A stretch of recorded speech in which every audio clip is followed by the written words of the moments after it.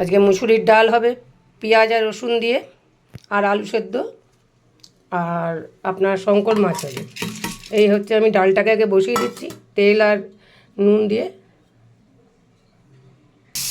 শঙ্কর মাছটার মধ্যে আমি একটু নুন আর হলুদ মাখিয়ে নিচ্ছি।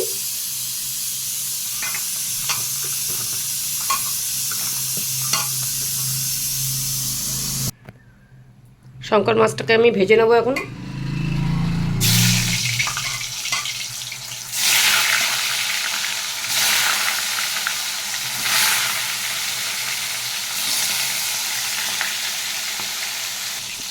মাছগুলোকে আমি উল্টে দিচ্ছি।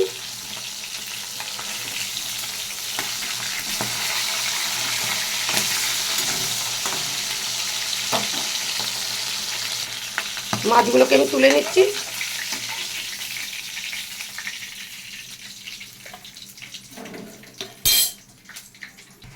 এই তেলে দিয়ে দিচ্ছি গোটা জিরে আর তেজপাতা ফোড়ন, দিয়ে দিচ্ছি কেটে রাখা আলু,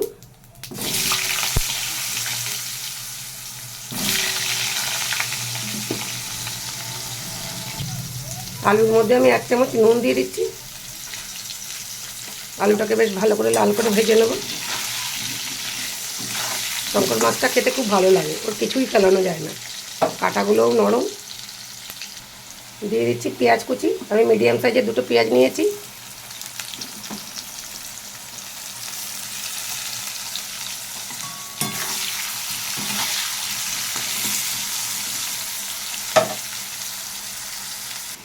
এখানে 1 চামচ আদা বাটা আছে, 1 চামচ রসুন বাটা আছে, আর একটা বড় সাইজের টমেটো আছে। এখানে আছে 1/2 চামচ জিরের গুঁড়ো, 1 চামচ লঙ্কার গুঁড়ো আর 1/2 চামচ হলুদের গুঁড়ো। আমি এটাকে এখন জল দিয়ে ভিজিয়ে দিচ্ছি, একটু মশলাটা নরম হবে।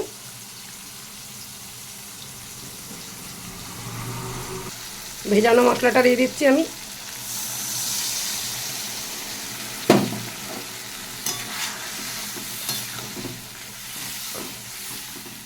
ভালো করে কষতে হবে এটাকে এখন। এদিকে ডাল আর আলুটাও সেদ্ধ হয়ে গেছে, আমি ডালটার মধ্যে একটু হলুদ দিয়ে দিচ্ছি, একটু জল দিয়ে দিচ্ছি।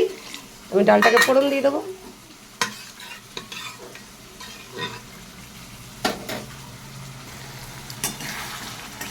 মশলাটাকে খুব ভালো করে কষিয়ে নিচ্ছি।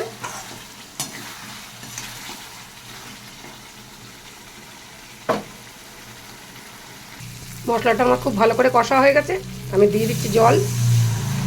জলটা ফুটলে পরে আমি মাছটাকে দিয়ে দেবো। এদিকে আলু সেদ্ধর জন্য আমি 2টো লঙ্কা ভেজে নিচ্ছি। এখানে আলু সেদ্ধের জন্যই আমি 2টো পেঁয়াজ ভেজে নিচ্ছি অল্প করে। পেঁয়াজ ভাজাটাকে তুলে নিচ্ছি আমি।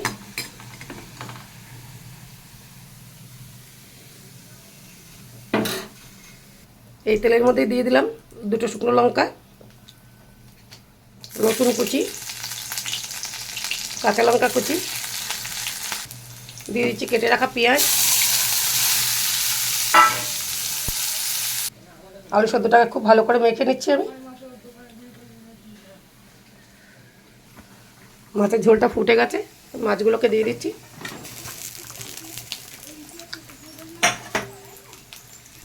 ডালের পেঁয়াজটা একটু বেশি ভাজা হয়ে গেল।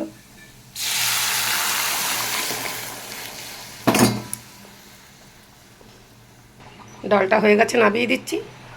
এদিকে আমার শঙ্কর মাছের ঝোলটাও হয়ে গেছে, নামিয়ে দিচ্ছি। আমার রান্না মোটামুটি শেষ। এই হচ্ছে শঙ্কর মাছ, ডাল, পেঁয়াজ রসুন দিয়ে আলু সেদ্ধ।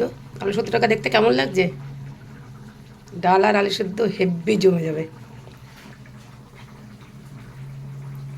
পারলে আমার চ্যানেলটাকে একটু সাবস্ক্রাইব করে দেবেন। ধন্যবাদ।